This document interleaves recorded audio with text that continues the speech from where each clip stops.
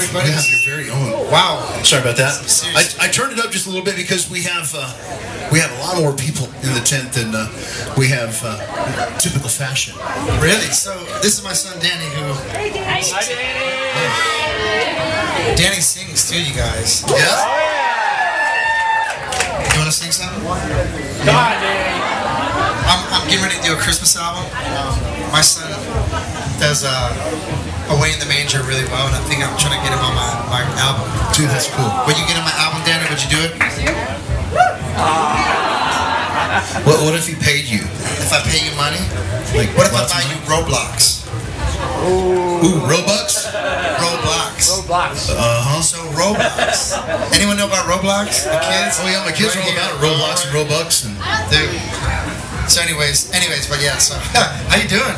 Dude, I'm awesome. Thank you so much for taking some time to hang with us, man. Because we've been jacked up about the fact that we get you the big ticket, man. We've been lobbying for this for a while. Dude, I'm glad to be here. I tell you, so I got a napkin on my finger. I cut my finger eating dinner.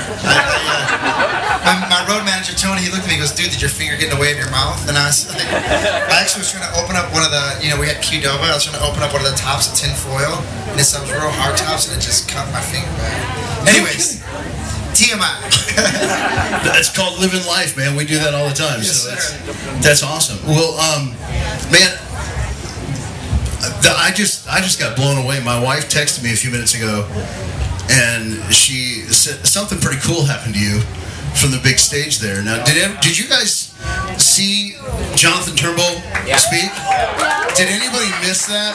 Because I know several of you were here early. Can you tell them what happened, dude? Because that is so cool. This guy fighting for a country on January 16th.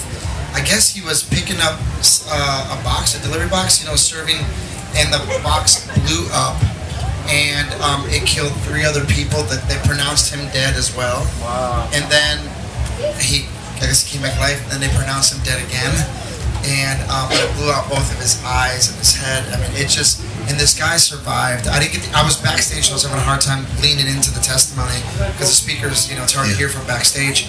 But man, you guys, and then he gave me this military coin, a Purple Heart military coin.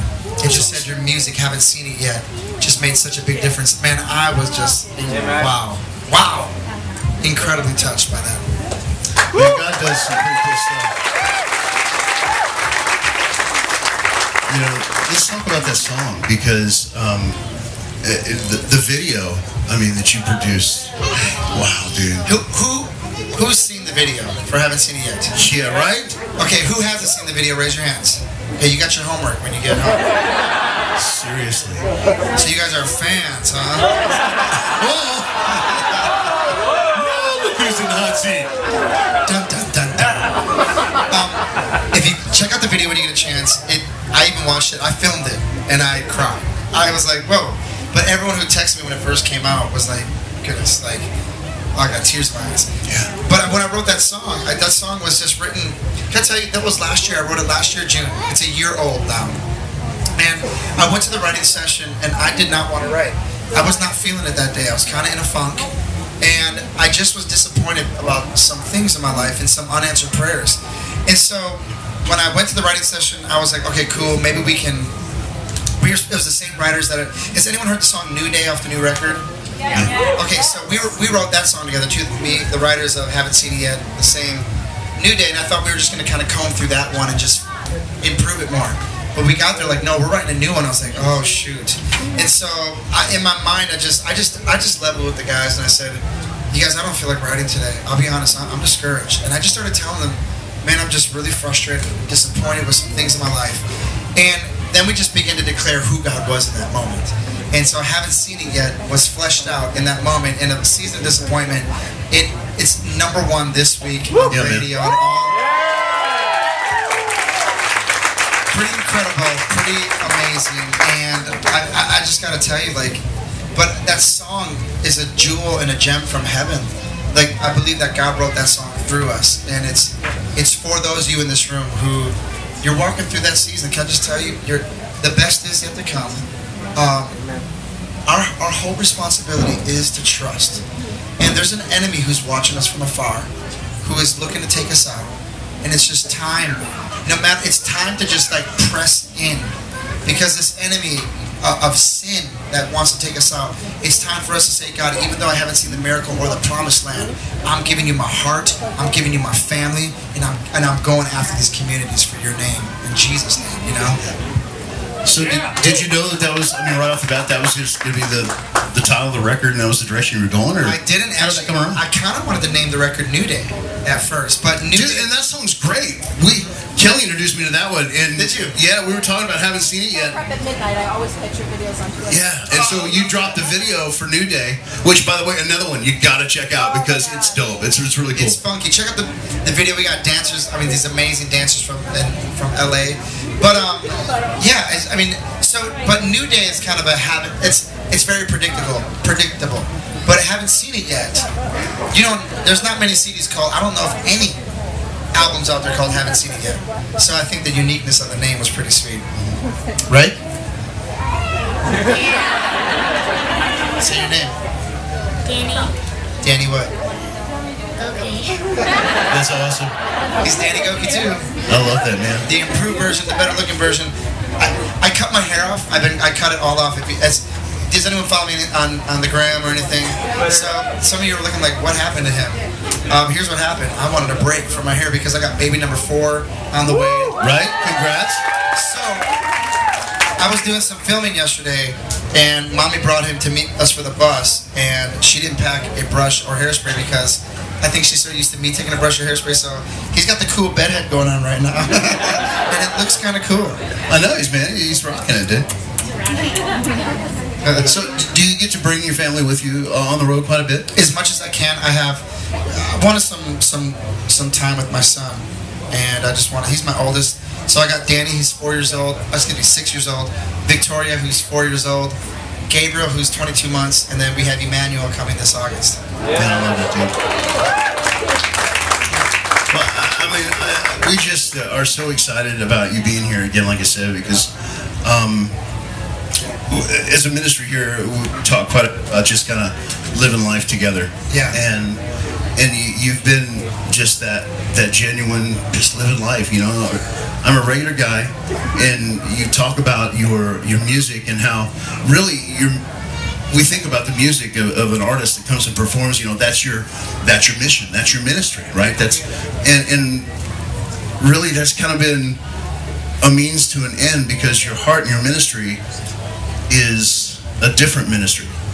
Yeah, so what you're talking, I think what you're talking about here is that, so the ministry that God kind of burst something in me on American Idol, and it wasn't just the music ministry.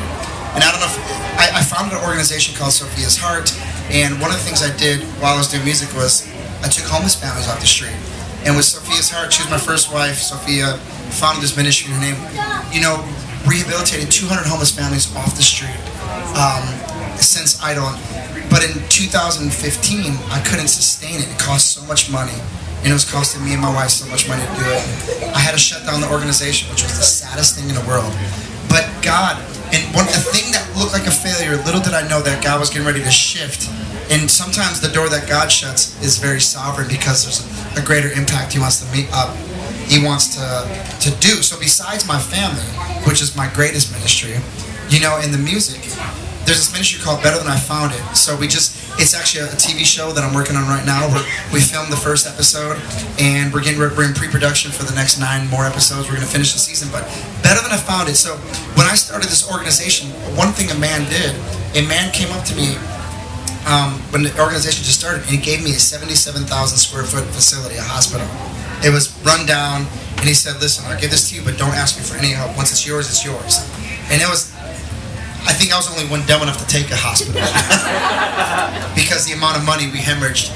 And I'll tell you this, like, with that building, we rehabilitated all these families, but I couldn't sustain it. So now I sold that building, and the money from that building, now we're finding organizations. We're finding the Mother Teresa's, the Martin Luther King Jr.'s. We're finding the people who are making a difference in this world, and we're going to get behind them, and we're going to resource them. So the very first episode we filmed, it's not available yet because it's all in production. The very first episode is we found this organization called People Loving Nashville, and I heard about their story. They were serving homeless families. They got kicked out of their facility. And they had 30 days to find a new facility. And I knew, like, the Holy Spirit just really, in my heart, I knew I'm going to help them. So I went up to them and said, hey, this is what I'm doing. I want to help you. And we sat down. And you guys ever heard of the name Rachel Lampa? She was an old singer. Her and her family, 10 years ago, started feeding homeless people on the streets, leftovers from Thanksgiving. Well, now they're feeding hundreds of meals a week. And so when I found out what they wanted, we were able to locate them a space, meeting space, office space, kitchen space, and storage space.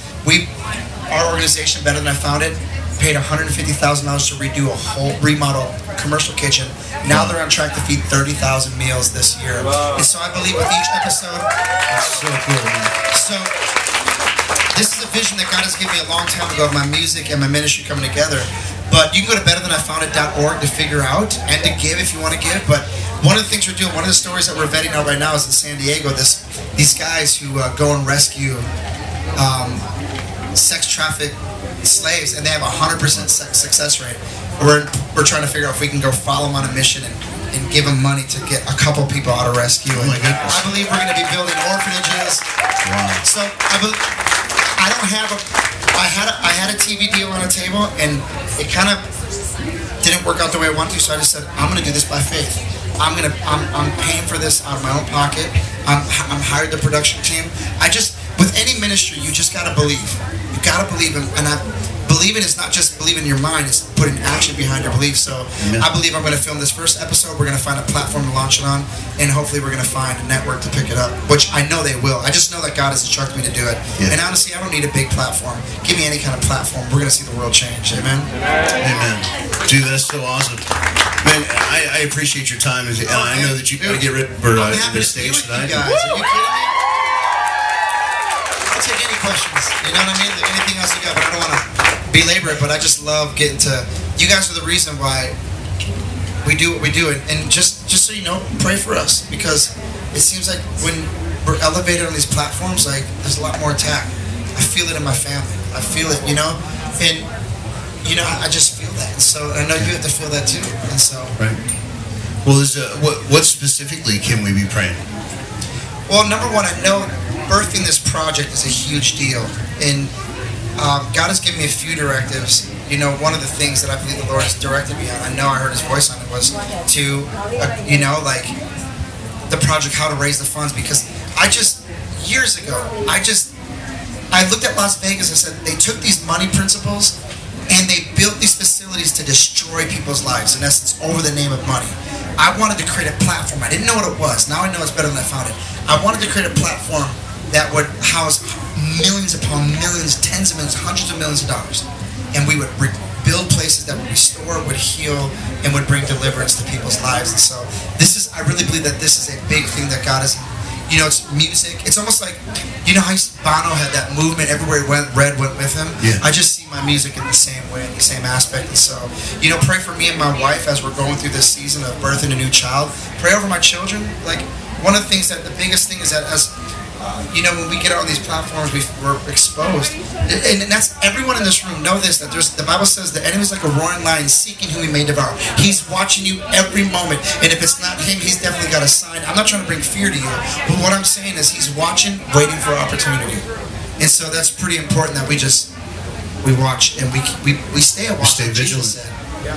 Yeah, the Bible says we have to be as wise as serpents and as innocent as doves. Yes, sir. Yes, sir. That's very good. Well, Danny, thank you for your time, and man, be praying for this guy, right? Amen. So, thank you guys. I just finished eating. If you saw anything in my teeth, I'm sorry. I didn't get a mirror before I came out here. And that's another reason I love you, dude, because you're just so real. Like lettuce in my teeth. Like, hey guys, is there anything in my teeth? My wife does that to the kids all the time. I do it, man. I got it. But I always have stuff in my teeth, I feel like. One more time for Danny Gokey, guys.